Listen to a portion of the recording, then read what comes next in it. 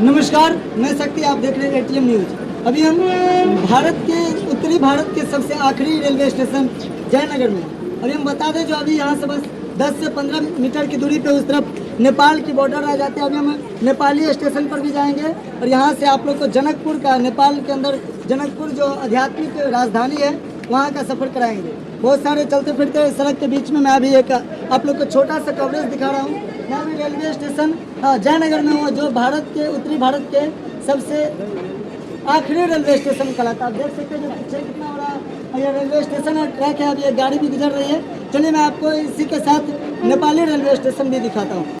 भारत को छोड़ के नेपाल में जाने वाला हूँ। अभी मैं बॉर्डर के नज़दीक में हूँ और बॉर्डर ये जो देख रहे हैं, ये वाला बिल्डिंग, ये ग्रीन वाला, इसके उस तरफ बॉर्डर है और मैं अभी भारत में हूँ। और भारत के बाद सीधा नेपाल के रेलवे स्टेशन पे चलूँगा और आप लोग को पूरा हम दिखाऊँगा। जो ये है भारत के आखिरी रेलवे स्टेशन जयनगर, और उस तरफ है नेपाल का वो आखिरी रेलवे स्टेशन कह सकते हैं जयनगर। और इस दोनों के बीच की बस कह दें तो 2 मीटर की ही दूरी है। मैं अभी आप लोग को नेपाली स्टेशन पे चलूँगा और उसके बाद मैं फिर जनकपुर का पूरा आप लोग को नेक्स्ट वीडियो में अपडेट करता रहूँगा। आप देखते रहें एटीएम न्यूज़।